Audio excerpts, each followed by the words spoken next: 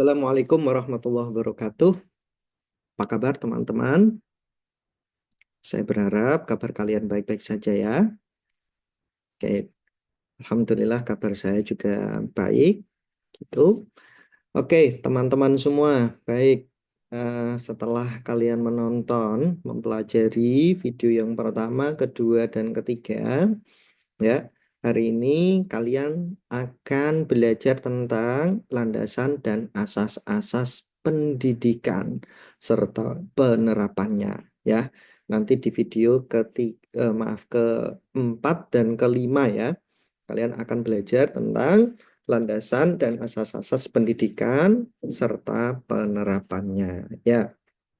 Hal ini penting, teman-teman. Kenapa hal ini penting? Nah, ayo mari kita share screen. Ya, share screen dulu teman-teman. Oke. Nah, nih landasan dan asas-asas pendidikan serta penerapannya gitu. Nah, kenapa hal ini penting teman-teman? Landasan dan asas-asas ini ya, karena ini yang akan menjadi pedoman nanti dalam pelaksanaan pendidikan gitu. Sehingga apa? Sehingga pendidikan itu tetap on the track. Nah, gitu. Kalau tidak ada landasan dan asas-asas ini, dikhawatirkan ya, pendidikan tidak akan bisa mencapai tujuannya.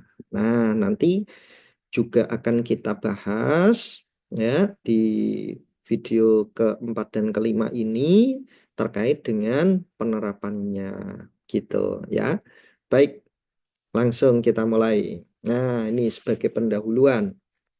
Jadi pendidikan merupakan pilar utama teman-teman dalam pembangunan suatu bangsa. Ya, ini kita semua sudah setuju ya.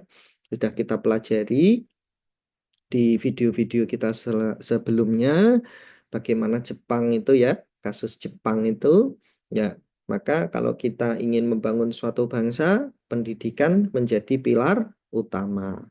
Nah, dalam penyelenggaraan pendidikan, teman-teman, terdapat landasan dan asas-asas yang menjadi pedoman agar pendidikan berjalan sesuai dengan nilai-nilai yang diharapkan. Agar tujuannya bisa tercapai itu dibutuhkan yang namanya pedoman dan asas-asas. Gitu ya. Nah, memahami landasan dan asas-asas pendidikan ini menjadi penting untuk menciptakan sistem pendidikan yang efektif, efisien, dan relevan dengan kebutuhan masyarakat serta perkembangan zaman. Jadi, landasan ini ya, asas-asas ini itu yang menjadi pedoman ya untuk menciptakan sistem pendidikan yang efektif. Jadi sistem pendidikan ya yang efektif, efisien dan relevan sesuai dengan kebutuhan masyarakat serta perkembangan zaman. Gitu ya, teman-teman ya. Oke. Nah, kenapa isu ini penting, teman-teman? Kenapa? Karena yang pertama ya, ketika kita sudah ada pedoman, kita sudah ada landasan, maka pendidikan akan terjamin kualitasnya. Ini beda ketika kita tidak memiliki asas-asas, kita tidak memiliki apa namanya landasan itu, ya. Maka bagaimana kita bisa menjadikan pendidikan itu berkualitas, gitu? Tidak bisa. Jadi pemahaman terhadap landasan dan asas pendidikan ini sangat membantu dalam membangun sistem pendidikan yang berkualitas dan berdaya saing. Gitu. Jadi landasan, kemudian apa namanya? Dari situlah nanti kita bisa membangun sebuah sistem, ya. Sebuah sistem yang sistem ini bisa berkualitas dan juga memiliki daya saing. Nah, itu. Yang kedua, kenapa isu ini penting, teman-teman? Karena ini nanti akan ya akan menjadi pedoman kita ya untuk bisa merelevansikan pendidikan yang akan kita berikan relevansi dengan perkembangan zaman Ya, zaman sekarang tentunya sudah berbeda dengan zaman terdahulu. Zaman ketika saya bersekolah, zaman ketika saya berkuliah, itu sangat berbeda dengan zaman sekarang. Zaman anak saya bersekolah dan nantinya berkuliah. Dan tentunya ke depan juga akan berbeda. Makanya teman-teman, pendidikan ini harus terus berkembang seiring dengan perubahan sosial, budaya, dan teknologi. Coba kita bayangkan sekarang telah terjadi dekadensi moral, teman-teman, ya. Jadi keterbukaan informasi, perkembangan teknologi ini begitu sangat deras sekali dan ini sangat berpengaruh pada apa? Pada ini apa namanya? Pendidikan, pada apa namanya? Moral bangsa kita. Kalau zaman dulu ya, yang namanya joget-joget gitu kan, gini-gini gitu, joget-joget gitu, itu orang malu. Orang malu apalagi ditonton orang banyak. Tidak semua orang itu apa namanya? Bisa ya dan mau seperti itu. Tapi sekarang coba kalian lihat ya di platform-platform sosial media itu banyak sekali ya orang-orang terutama maaf yang perempuan itu begini begitu ya bersolek begini begitu dan itu ditonton oleh ribuan jutaan orang yang dikejar apa rating yang dikejar apa viewer ini kan sungguh sangat sangat ironis maka pendidikan harus hadir kita harus hadir pendidikan ini harus kita relevansikan dengan perkembangan zaman, teman-teman. Oke. Nah, untuk menuju ke sana, tentunya kita butuh yang namanya landasan dan asas-asas itu. Nah, selanjutnya, kenapa ini penting, teman-teman? Kenapa ini penting? Karena meningkatkan efektivitas pembelajaran. Ya, jadi penerapan asas-asas pendidikan dapat meningkatkan efektivitas proses pembelajaran dan hasil peserta didik. Ya, harapannya begitu ya teman-teman ya. Harapannya begitu. Oke, well teman-teman, oke. Eh, kita lanjutkan ya. Kita lanjutkan poin-poin bahasan kita yang akan kita bahas. Yang pertama adalah terkait dengan pengertian landasan pendidikan, jenis-jenis landasan pendidikan, filosofis, sosiologis, kultural, psikologis, ilmiah, dan teknologi. Nah, ini nanti akan masing-masing kita jabarkan ya. Landasan filosofis seperti apa, sosiologis seperti apa, kultural seperti apa, dan lain sebagainya. Kemudian pengertian asas pendidikan. Nah, ini juga nanti akan kita eh, jabarkan asas-asas pendidikan yang diterapkan dalam sistem pendidikan. Kemudian yang terakhir adalah penerapan landasan dan asas pendidikan dalam kurikulum, metode pengajaran, dan evaluasi. Nah, setelah kita tahu apa saja landasan, asas-asasnya seperti apa, kemudian tentunya bagaimana caranya ini diimplementasikan atau diterapkan dalam kita dalam membuat kurikulum, metode pengajaran, dan juga evaluasi. Oke, ya. Nah, landasan pendidikan.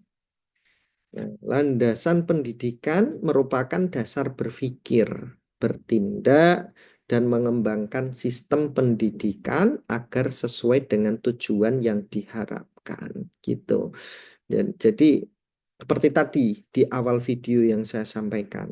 Jadi tujuannya adalah agar pendidikan ini dapat berjalan, dapat mencapai tujuan pendidikan yang diharapkan gitu. Ya. Jadi dasar berpikirnya, bagaimana kita bertindak dan mengembangkan sistem ini ada landasan-landasan ini yang perlu kita ketahui yang tujuannya tak lain dan tak bukan adalah agar pendidikan ini dapat berjalan dan utamanya dapat menuju di ultimate goal, ya tujuan akhir daripada pendidikan itu. Itu ya teman-teman ya. Tuh secara pengertiannya begitu. Nah, ada beberapa landasan utama dalam pendidikan. Nah, apa saja itu? Oke, yang pertama adalah landasan filosofis, teman-teman. Apa? Filosofis ya. Nah, ini kita agak berpikir filosofis begitu ya, teman-teman ya. Oke. Ya. Jadi yang pertama, pendidikan berbasis pada nilai-nilai moral, etika, dan pemikiran filosofis. Begitu teman-teman. Ya, oke. Jadi pendidikan itu harus berbasis nilai-nilai moral. Tidak bisa kita hanya transfer knowledge begitu, nggak bisa. Harus ada moral, etika, pemikiran filosofisnya di sana. Gitu. Ya, bagaimana kita mengubah bangsa kita, ya, apalagi tadi yang saya sampaikan, arus era keterbukaan informasi itu begitu sangat deras sekali, ya, kita ketahui ya bersama-sama ya. Kalau mungkin di televisi, ya, di televisi itu ada KPI, KPI ya, Komisi Penyiaran Indonesia. Nah, itu ada KPI. Ketika nanti sesuai on the track, maka diloloskan. Tapi ketika nanti tidak sesuai on the track, ya dia akan kena tegur oleh KPI. Dia akan kena semprit begitu ya, gitu. Tapi bagaimana dengan sosial media? Ada sih, ada, ada KPI-nya ya, begitu ya. Kalau kita bisa report begitu, bisa ini dan itu. Tapi jumlahnya terlalu banyak, teman-teman. Jumlahnya terlalu banyak. Itu berbeda dengan siaran di televisi, itu dapat terkontrol dengan baik, meskipun ya kadang-kadang ada yang juga tidak bisa terkontrol begitu ya. Itu. Nah, itu pertama, jumlahnya sangat banyak sekali.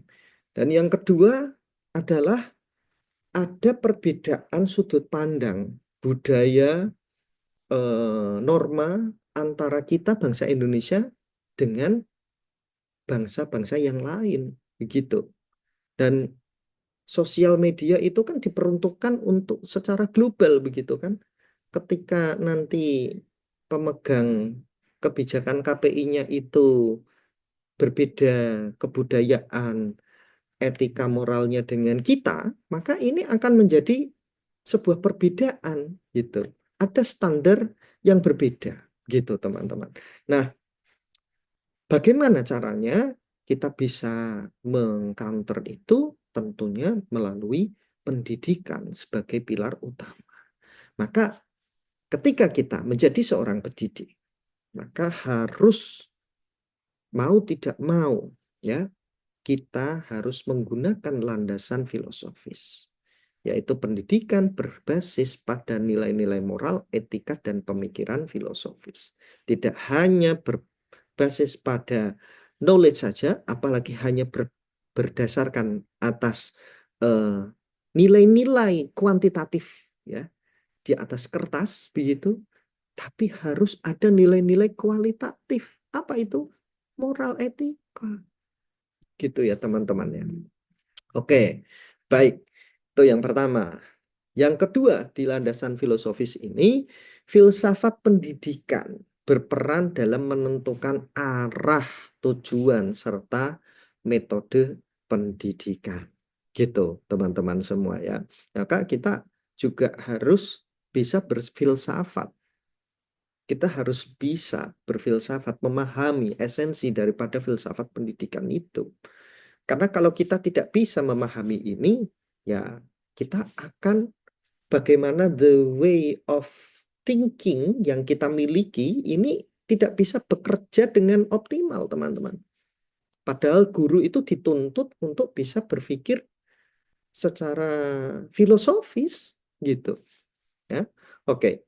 Yang ketiga, aliran utama filsafat dalam pendidikan adalah adanya aliran idealisme, realisme, dan pragmatisme, teman-teman sekalian.